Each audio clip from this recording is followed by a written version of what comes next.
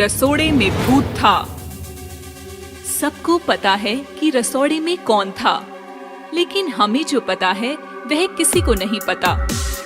अब हम आपको जो दिखाने जा रहे हैं वह देखकर आपका दिल दहल जाएगा।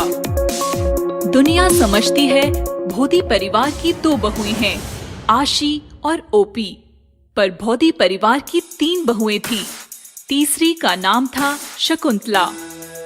कोकिलाबेन भोदी का दिकरा रहम भोदी की पहली बीवी थी शकुंतला, जो कोकीबेन का टॉर्चर सह न पाई और उसने अपने कमरे में फांसी लगाकर आत्महत्या कर ली। भोदी परिवार की इज्जत बचाए रखने के लिए यह बात कभी बाहर ही नहीं आई। फिर कुछ साल बाद भोदी परिवार में 2 बहनें बहू बनकर आईं, आशी और ओपी, और दोनों भी कोकीबेन भोदी के टॉर्चर का शिकार बन गई। रसोड़ा। आशी और ओपी रसोड़े में नाश्ते की तैयारी कर रही थी। तभी वहां भोदी परिवार की हिटलर सास कोकीबेन आती है। आशी, ओपी, क्या कर रही हो तुम? जय श्री कृष्णा काकी जी। जय श्री कृष्णा माँ जी। जय श्री कृष्णा। बहरी हो क्या? मैंने पूछा क्या कर रही हो? काकी जी नाश्ता बना रही हैं, ढोकला बना रही हैं। ढोकला? तुम जानती हो ना ढोकला मुझे कतई पसंद नहीं। तो बताइए माँ जी, क्या बनाऊं आपके लिए? छोले भटूरे। ठीक है माँ जी, मैं बनाती हूँ। तब तक आप जूस पी लीजिए। ओपी बहू ग्लास में जूस भरकर कोकी को देने जाती है कि अचानक वह फिसल जाती है और जूस कोकी की साड़ी पर गिरता है। कोकी गुस्सा होती है और ओपी को तमाचा मारती है। बेवकूफ लड़की, काम करने की अकल नहीं, मेरी साड़ी खराब कर दी। माफ कीजिए माँ जी, अब बाथरूम होकर आइए, ठीक हो जाएगा। तुम भी चलो मेरे साथ। मैं बस कुकर में चने चढ़ाकर आती हूँ। कोकीबेन बाथरूम जाती है। ओपी कुकर में चने चढ़ाती है और बाथरूम की तरफ भागती है। हिटलर औरत मेरी फूल सी बहन पर हाथ उठाती है, मैं इसे छोड़ूंगी नहीं। तभी आशी को मम्मी का फोन आता है और वह बातें करते करते बाहर चली जाती है। अचानक रसोड़े का माहौल बदल जाता है। तेज हवा चलने लगती है, खिड़कियां खड़खड़ाने लगती हैं और रहम भोदी की पहली बीवी शकुंतला का भूत रसोड़े में प्रकट होता है। कितने सालों से भटक रही हूँ, बदले की आग में जल रही हूँ। कोकी से बदला लेने का यह अच्छा मौका है। कुकर से चने निकालकर खाली कुकर गैस पर चढ़ा देती हूँ। कोकी के रसोड़े में आते ही धमाका हो जाएगा।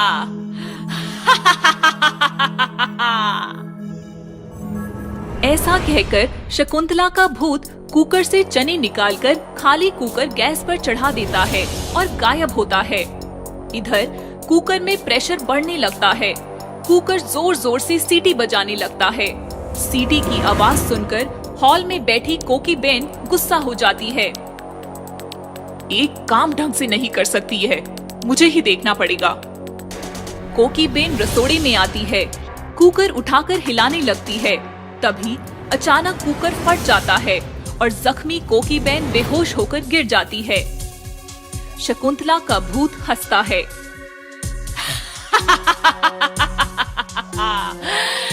मजा आ गया। धमाका सुनते ही सब घर वाले भागते हैं।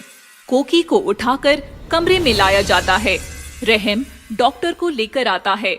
डॉक्टर दवाई देकर चला जाता है और कोकी को आराम करने की सलाह देकर सब लोग कमरे से चले जाते हैं और कोकी उलझन में पड़ जाती है। आखिर खाली कुकर गैस पर चढ़ाया किसने? ओपी बहू तो चने कुकर में चढ़ाकर मेरे पास आई थी। फिर रसोड़े में कौन था? आशी। यह हरकत आशी ही कर सकती है। आज तो मुमकिन नहीं, पर कल मैं आशी की सच्चाई सबके सामने लाकर रहूंगी। यह सुनकर शकुंतला का भूत हंसने लगता है। मैं भी देखती हूँ कल तू क्या करती है, क्योंकि कल तेरा सामना मुझसे होने वाला है। दूसरे दिन जब आशी अपने कमरे में आराम कर रही थी, तब कोकी ओपी को खींचते हुए आशी के कमरे में आती है। बा और मोटा भाभी भी कोकी के पीछे पीछे आशी के कमरे में दाखिल होते हैं। क्या बात है, आप सब यहाँ कैसे? ओपी बहू, कल मेरी साड़ी पर जूस गिरा था और मैं नहाने बाथरूम में गई थी। तुम चने कुकर में चढ़ाकर मेरे पास आई थी। तब रसोड़े में कौन था? मैं थी? तुम थी? कौन था? कौन था? तभी शकुंतला भूत ओपी के शरीर में घुस जाता है और कहता है, भूत था, कल रसोड़े में भूत था, मेरा भूत, शकुंतला का भूत। यह सुनकर सब लोग हैरान हो जाते हैं। शकुंतला, तुम तो मर चुकी हो ना? हाँ, मर चुकी हूँ, पर तुम्हें सबक सिखाने वापस आई हूँ। तुमने मुझे बहुत टॉर्चर किया था कोकी, पर मैं तुम्हें और किसी पर जुल्म नहीं करने दूंगी। ओह, तो कल खाली कुकर तुमने गैस पर रखा था, मुझे नुकसान पहुंचाने के लिए? तो तुम्हें क्या लगा रसोड़े में राशि थी? अरे वह तो अपनी मम्मी से फोन पर बात कर रही थी। इसी मौके का फायदा उठाकर मैंने कुकर से चने निकाल दिए और खाली कुकर गैस पर चढ़ा दिया, सिर्फ तुम्हें सबक सिखाने के लिए। मुझे सबक सिखाने के लिए? हाँ, तुम्हें सबक सिखाने के लिए। कैसा लगा मेरा सबक? अगर तुमने फिर से ओपी और आशी को तकलीफ पहुंचाई तो मुझसे बुरा कोई नहीं होगा। और अगर 2 मिनट के अंदर तू यहाँ से नहीं गई तो मुझसे बुरा कोई नहीं होगा। नहीं जाऊंगी। क्या करेगी तू? नहीं जाएगी? रुक, रहम दिख रहा। रहम का नाम सुनते ही शकुंतला का भूत बुरी तरह डर जाता है, कांपने लगता है और ओपी का शरीर छोड़कर 2 सेकंड में ही भाग जाता है।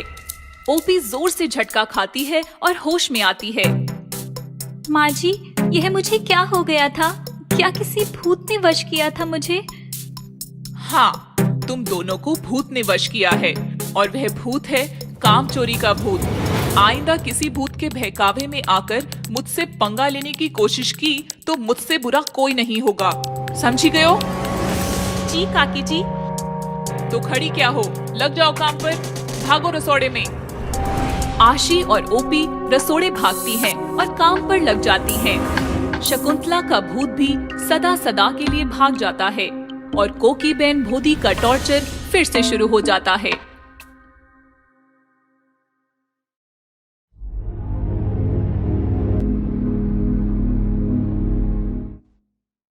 देवाशीष अपनी पत्नी जेनी के साथ यूएस में रहता था। उसके माता पिता नहीं थे, बस एक दादा थे जो पूना में रहते थे। देवाशीष साल में एक बार जेनी को लेकर दादा से मिलने आया करता था। एक दिन देवाशीष को इंडिया से कॉल आया और देवाशीष फौरन जेनी के साथ इंडिया आया। दोनों पूना दादाजी के घर पहुंचे तो लोगों की काफी भीड़ थी, पुलिस भी मौजूद थी। मौत 15 दिन पहले हुई है। अकेले रहते थे इसलिए किसी का ध्यान नहीं गया। बदबू आने लगी तो पड़ोसियों ने खबर की। देवाशीष और जेनी अंदर आए और लाश को लिपटकर रोने लगे। दादाजी, ये क्या हो गया? मेरे शादी में चलते तो ये सब ना होता।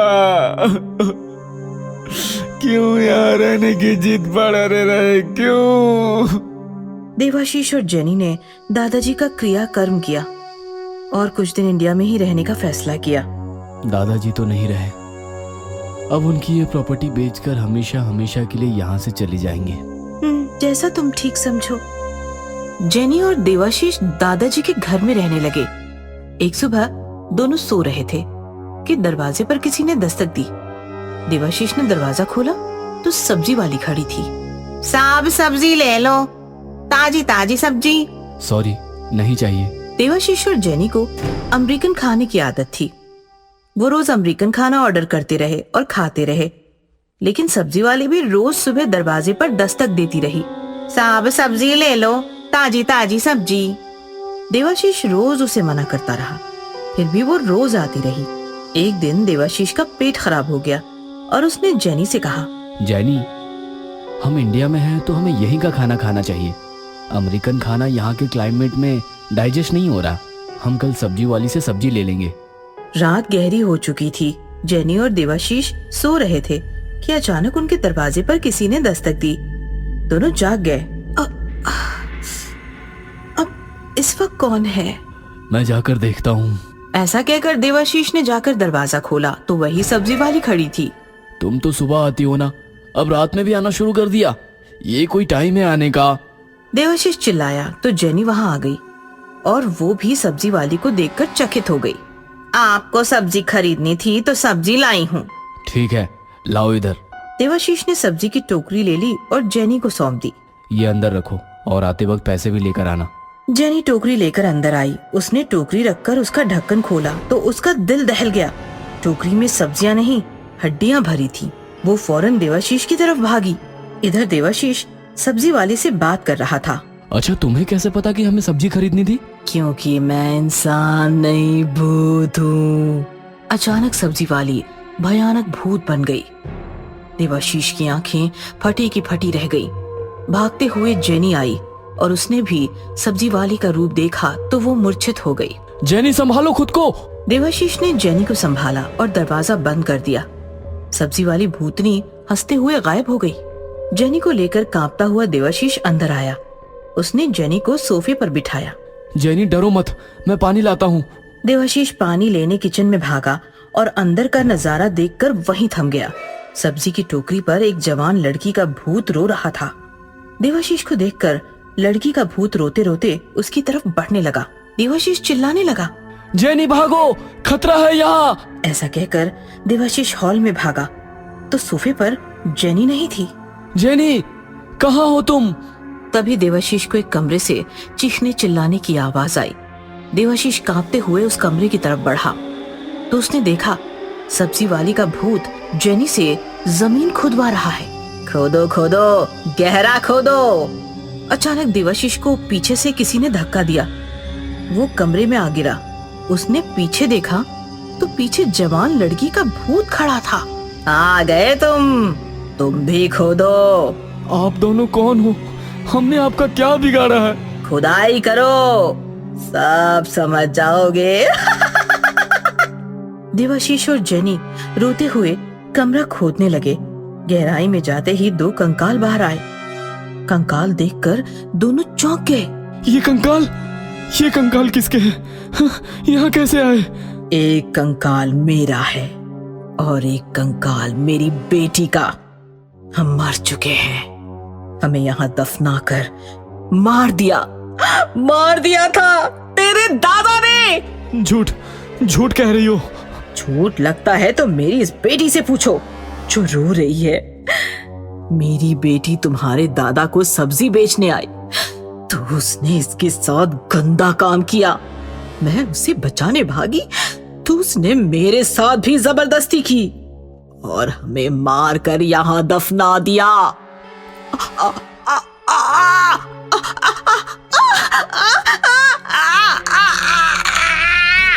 हमने कसम खाई कि तुम्हारे दादा के साथ साथ तुम्हारा पूरा वंश मिटा देंगे। दादा को तो मिटा दिया, अब तुम्हारी बारी है। ऐसा कहकर दोनों भूतनियों ने देवाशीष और जेनी को पकड़ लिया। गला दबाकर तड़पा कर दोनों को मार दिया और उसी गड्ढे में दफन कर दिया।